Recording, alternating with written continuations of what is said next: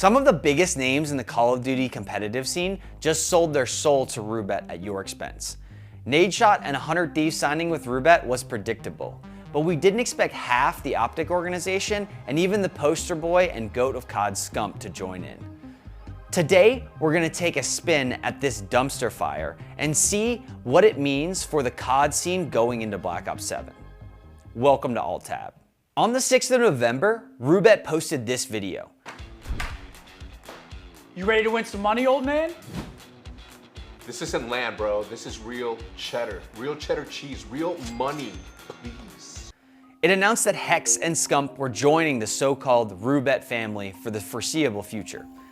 If you're not familiar with ROOBET, it's where wash creators and pros go to abandon their fan base for the sake of sweet dollar bills. However, on the surface, ROOBET is one of the biggest online casinos in the United States, and they have partnered with multiple influencers and content creators in the past. The duo of Hex and Scump will be doing promotional advertisements and gambling streams on Kick until further notice, which, given the PJ trips earlier this week to Mexico, it might be worth it. Then on Monday, Nadeshot's attention meter started to go low, so we had to find a way back into our X feeds with some more drama. Not that seeing if his quote-unquote mom had a few more barrel rolls in here wasn't enough, Nadeshot would announce Counter-Strike would be on the front of 100 Thieves going forward, and backing, of course, would be his friends over at ROOBET.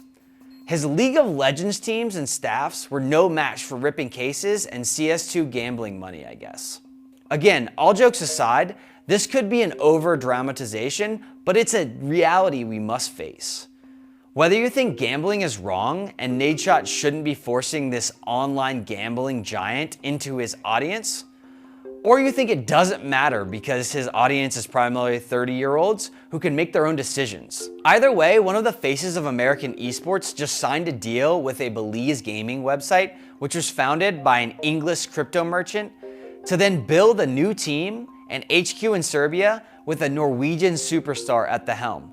Then he expects American fans to rep his jerseys and support the team. But keep in mind, this is the same org whose most recent merch collab was with Pokemon, whose target audience is children. It's complete ignorance from someone who was once a pillar of American esports.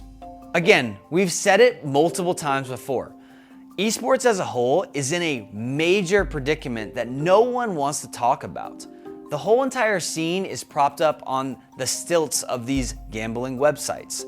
DraftKings with FaZe, DualBits with G2. Betting and esports have basically become roommates. You can't blame the orgs, traditional sponsors are gone, and these deals keep the lights on. But here's the paradox. The same industry that's built on the risk and reward is now literally funded by it.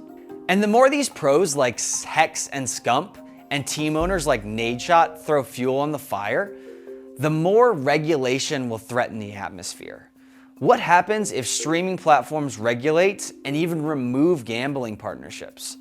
I truly think most American teams would cease to exist. The only saving grace here is Kick, sadly, as they stand the best chance of not facing regulation. Gambling is a tale as old as time. Vegas and Macau are beautiful cities because they're built by all the losers that visited them. Gambling can ruin your life. Risking money you need to pay for your basic living expenses is not exactly the best get-rich-quick plan. But let's be clear, most of the folks involved in these betting sponsorship deals aren't hurting for dollars. They're playing with house money or expendable income. Does that make Nadeshot the prime example for molding young people's thoughts about how to navigate the world? No, absolutely not. I have a 1-year-old boy, and I won't be turning on any Nadeshot streams for him, but Nadeshot isn't trying to be a role model. He's just a bro who's balling out. And honestly, that's fine with me. He gets a choice to fill his time with whatever he thinks is best, and who are we to stop a man who's got the cash to do what he wants? Every day we see another case of these gambling websites in mainstream media for the wrong reasons. Again, whether you think it's okay or not, we can all agree that it's a tricky time for the sport we love.